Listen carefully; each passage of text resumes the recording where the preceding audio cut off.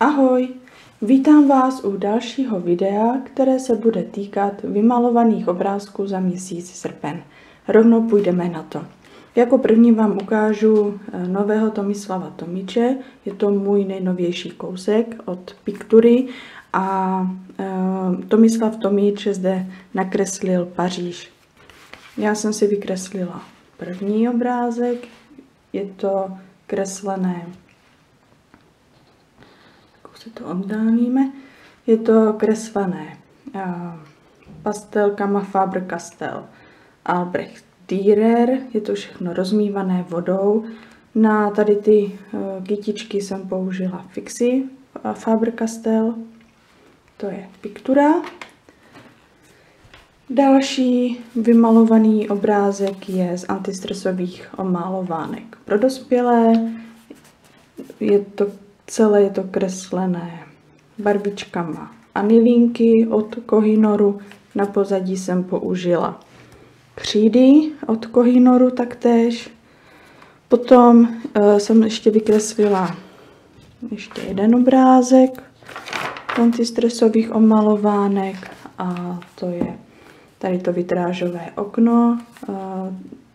Tento obrázek jsem kreslila novými pastelkami Colorino Kids.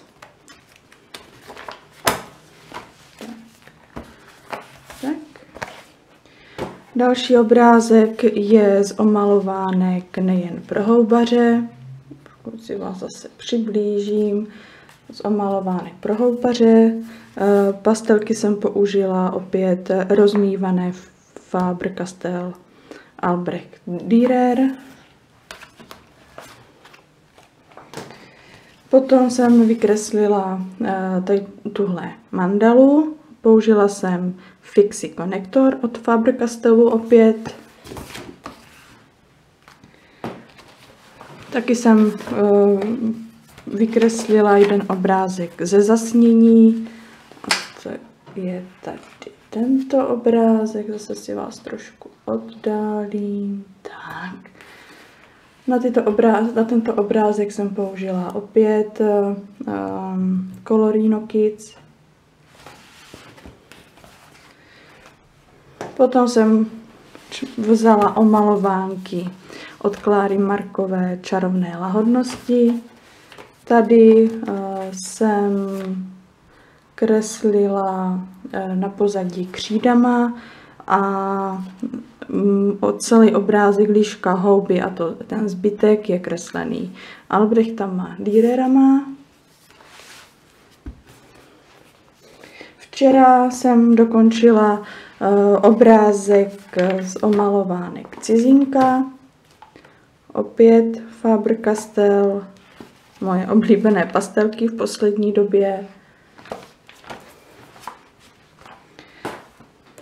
Z mé výherní omalovánky, kterou jsem vyhrála u Blanky Kučerové z Oblaku.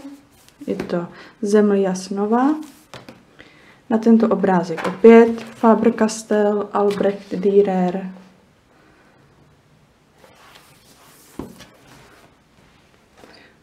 Poprvé jsem také vytáhla omalovánku Vogue.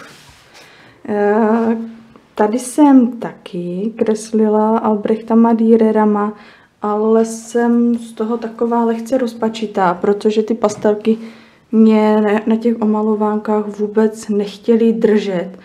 A je to takový flekatý a moc se mi to nelíbí. Možná vyzkouším ještě jiné pastelky. Třeba to bude držet lépe. Tak to je taková paní.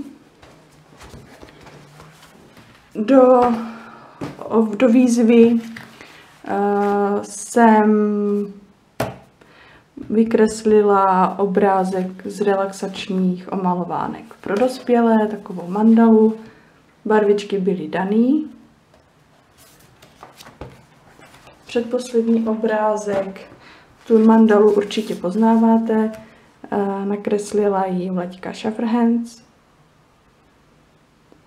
A k obrázek jsem kreslila mondeluskama, které jsem rozmývala vodou. A úplně poslední obrázek je z oblakových omalovánek, konkrétně z Harrachova. A kreslila jsem tady tu paní a je to opět kreslené Faber-Castellama. Tak, to je všechno pro měsíc srpen. Pardon, ještě není. Ještě mám pro vás jenom takový bonus. Takový bonus, kdy jsem se snažila i já o menší kreativní dílo a chtěla bych vám ukázat takové pampelišky, které jsem kreslila na plátno akrylovýma barvama. A další dva obrázky jsou v tomto skicáku. Tady taková vázička s květinami. A ještě tady mám tmavou nebo noc se stromem. Tak. A to už by bylo opravdu všechno. Mějte se hezky. A na konci září, možná za začátkem října, se opět ohlásím s dalšími vymalovanými obrázky. Ahoj!